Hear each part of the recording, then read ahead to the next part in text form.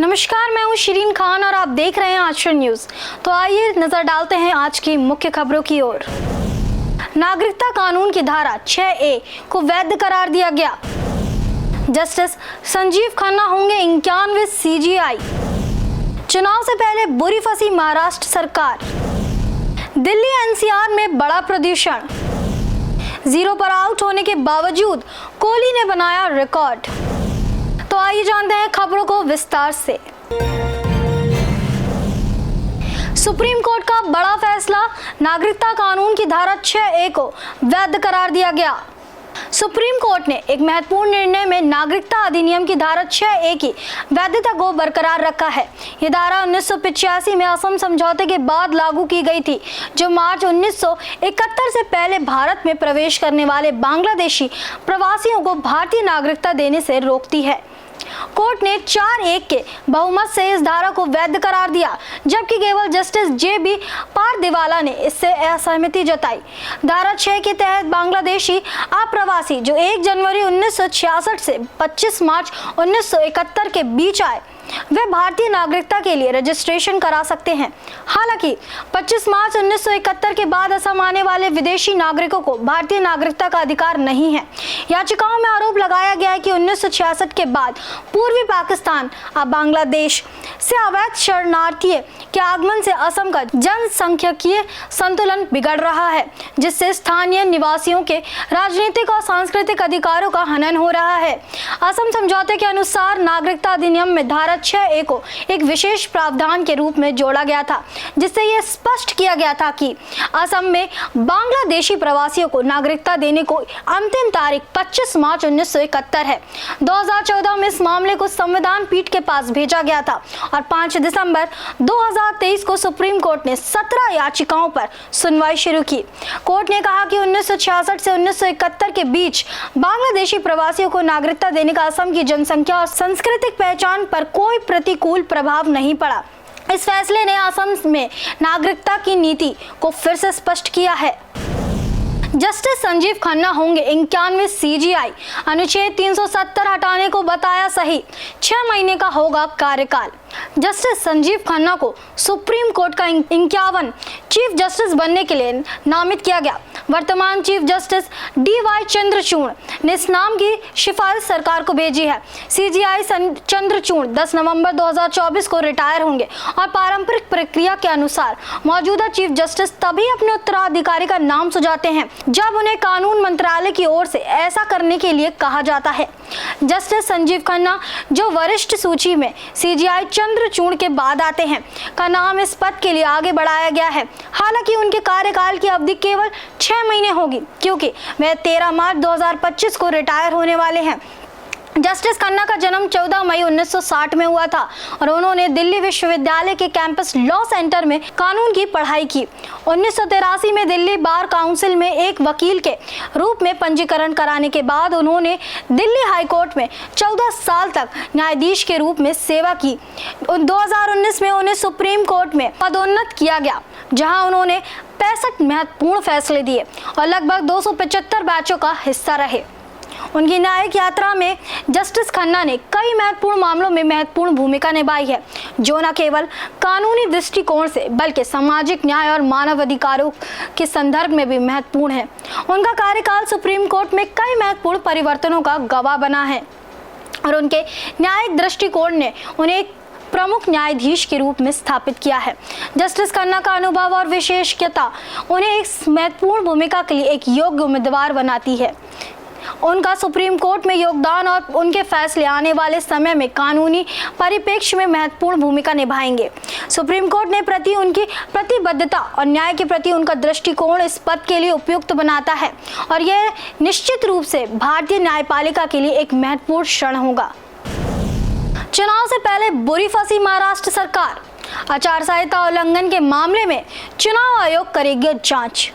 महाराष्ट्र की महायुति सरकार विधानसभा चुनाव की तारीखों के सामने आते ही मुश्किल में फंस गई है।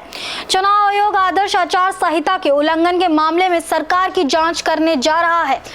15 अक्टूबर को चुनाव आयोग ने महाराष्ट्र विधानसभा चुनाव की तारीखों का ऐलान किया, जिसके बाद सरकार ने अपनी वेबसाइट पर लगभग 200 सरकारी प्रस्ताव, नियुक्तियां और निविदाएं जारी की। जानकारी के अनुसार चुनाव आयोग ने प्रेस कॉन्फ्रेंस के दौरान स्पष्ट निर्देश दिए थे कि आदर्श आचार संहिता लागू होने के बाद कोई भी सरकारी निर्णय या निविदा प्रकाशित नहीं की जानी चाहिए। हालांकि महाराष्ट्र सरकार ने इन निर्देशों की अनदेखी करते हुए कई निर्णय जारी किए। चुनाव आयोग ने इस पर चिंता जताई और सरकार ने बाद में अपनी वेबसाइट से कुछ निर्णय हटा दिए। मुख्य निर्वाचन अधिकारी चोकलिंगम ने कहा कि वह अपलोड किए गए प्रस्तावों का समय जांचेंगे ताकि ये पता चल सके कि इस मामले आदर्श आचार संहिता का उल्लंघन हुआ है। इस स्थिति के मद्देनजर महाराष्ट्र विधानसभा चुनाव एक ही चरण में होंगे। चुनाव आयोग ने 20 नवंबर को 288 विधानसभा सीटों पर मतदान करने का निर्णय लिया है और 23 नवंबर को चुनाव परिणाम घोषित किए जाएंगे। इस तरह की गतिविधियों से स्पष्ट है कि महायुति सरकार चुनाव आयोग के निर्देशों का पालन नहीं कर रही है, जिससे उनकी स्थिति चुनाव तैयारी के बीच और भी जटिल हो गई है। ऐसे में यह देखना दिलचस्प होगा कि चुनाव आयोग इस मामले में क्या कार्रवाई करता है और इसके परिणाम क्या होंगे। दिल्ली एनसीआर में बड़ा प्रदूषण, अभी से डरने लगे हैं AQI के आंकड़े। दिल्ली एनसीआर में प्रदूषण का स्तर लगातार चिंताजनक स्थिति में है। आज सुबह विभिन्न क्षेत्रों में धुंध देखी गई, जिससे वायु गुणवत्ता पर गंभीर असर पड़ा है। दिल्ली और नोएडा में गुरुवार को प्रदूषण का स्तर खराब श्रेणी में दर्ज किया गया, जो लगातार चौथे दिन हो रहा है। आज सुबह 6:34 पर दिल्ली में एयर क्वालिटी इंडेक्स 207, नोएडा में 213 और गाजियाबाद में 276 रहा है। वहीं सोनीपत में AQI 192 और फरीदाबाद में 182 दर्ज किया गया, जिसे मध्यम श्रेणी में माना जाता है। दिल्ली के वजीरपुर और शालीमार बाग में AQI 321, जहांगीर में 332, वेस्ट दिल्ली के शादीपुर में 307 और पटपड़गंज में 314 दर्ज किया गया, जो बहुत खराब श्रेणी में आता है। मयूर विहार और नोएडा के सेक्टर 1 में AQI 195, जबकि आनंद विहार और साहिबाबाद में AQI 294 दर्ज किया गया। वायु गुणवत्ता के मानकों के अनुसार 0 से 50 के बीच AQI को अच्छा, 51 से 100 के संतोषजनक, 101 से 200 को मध्यम और 201 से 300 को खराब, 301 से 400 को बहुत खराब और 401 से 500 को गंभीर माना जाता है।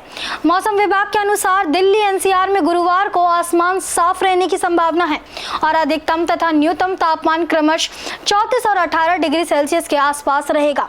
बुधवार को कई जगहों पर बादल छाए रहेंगे। दूसरी ओर दक्षिण भारत के कुछ राज्यों जैसे तमिलनाडु, पुडुचेरी और तटीय आंध्र प्रदेश में वर्षा की चेतावनी दी गई है। पिछले 24 घंटे में इन क्षेत्रों में मूसलाधार बारिश हुई है और आज भी इस तरह की स्थिति बनी रह सकती है। 0 पर आउट होने के बावजूद कोहली ने बनाया रिकॉर्ड, छोड़ा MS धोनी को पीछे।